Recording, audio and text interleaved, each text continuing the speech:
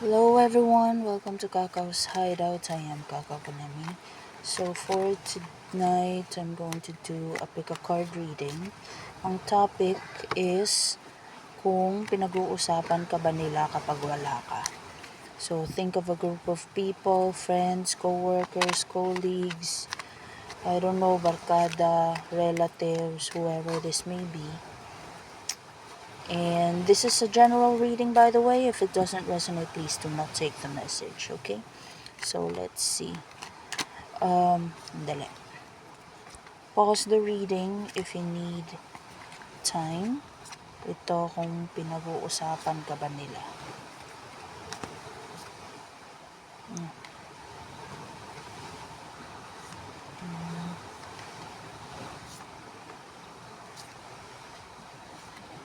Okay. So, pause if you need more time. Ako, pili rin ako. Okay, this one, I'll choose this one.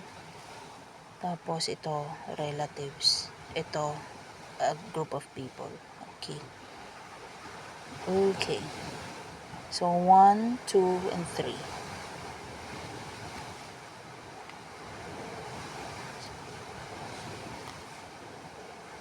If you have chosen number 1, let's see. If the card is upright, it's a yes. If it's reversed, it's a no. Okay. Pinag-uusapan ka ba? Yes, no, and no. So, hindi naman.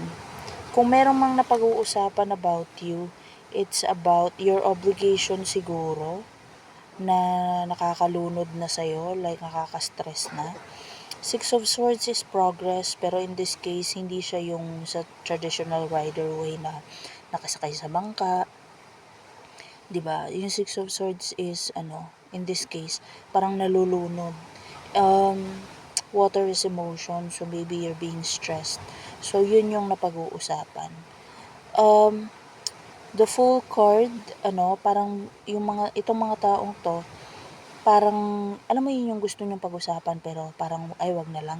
Baka may magsumbong or baka merong, tawag nito, baka makarating kay number 1, is yung the full card. Maraming opportunities or options na na-overlook mo siguro or hindi mo sinunggaban, hindi mo sinugalan, na parang nasasayangan sila sa'yo. Especially if you're a very talented person. Pero instead na pag-usapan yun, parang these people, parang hindi na lang. Maybe merong isa sa kanila na close sa'yo na baka magsumbong sa'yo, kaya hindi na lang nila ino-open up yung topic na yun. Or, Four of Wands reversed, hindi sila komportableng i-open yung topic na yun. Especially if, let's say for example, meron kang, marami kang opportunities na na-overlook or marami kang opportunities na hindi sinugalan, pero maybe, alam mo yun, yung parang kung ano man yung tinutukan mo ngayon, nagwo-work naman for you. Kaya hindi na lang nila pinag-uusapan.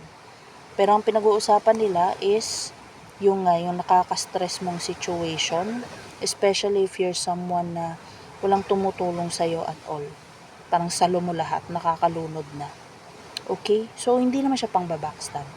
More like, nadidiscuss lang yun, na-witness sa life mo. Okay? So, there. That's for you, number 1. Let's proceed kay number 2. Okay, yung kay number 2, if tawag nito, pinag-uusapan ka ba nila kapag wala ka? Queen of Swords, yes. Hanged Man, no, no. So, hindi nila napag-uusapan yung mga feel nila, yung mga naririnig nilang chismis about you. Maybe yung naghahatid rin ng chismis kasi, hindi mapagkakatiwalaan, sinungaling rin. So, parang hindi nila pinapakalat. In a way, I'm sensing na pinoprotektahan kanila by not talking about it para hindi na mag-spread. Ito namang Hanged Man reversed. This is them, parang connected to sa chismis, na parang, tawag nito, nakikita nila yung other side mo, ay yung other side of the story, kaya hindi nila ini-spread.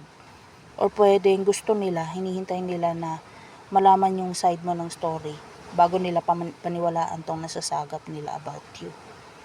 Ang pinag-uusapan nila about you is yung pagiging dismissive mo. Parang wala kang pakialam, pag-usapan ka ba nila or hindi. Hindi ka conscious as to kung anong opinion nila sa'yo. Parang bahala kayo kung anong paniwalaan nyo. Labas na ako dun. Queen of Swords, it doesn't make sense, it's not important, it's not useful, bye. So yun yung napag-uusapan nila na parang ang dali mong mag-cut off, ang bilis mong mag-disconnect, at saka very guarded ka, very firm ka sa boundaries na sineset mo. Okay?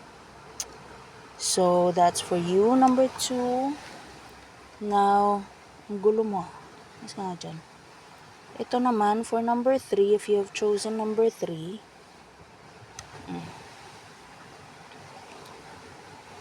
Ace of Wands in reversed. Hindi ka pinag-uusapan, hindi. Okay, ang pinag-uusapan nila sa'yo is yung bigla ang pagbago ng situation mo. Maybe you were very stable in the past, then all of a sudden lugmok ka. Or parang maybe before you were very supported, pero looking at your situation now, parang bakit yan yung kinahinatnan mo? Parang ganun. Ang hindi nila pinag-uusapan is yung love life mo. Parang wala namang mapag-uusapan, I'm hearing. And Ace of Wands in reversed is yung kawalan mo ng motivation or walang bago sa'yo. Parang maybe over the years kung ano yung situation mo, yun lang. Walang ang pinag-uusapan nila is they were expecting more from you, pero for some reason it seems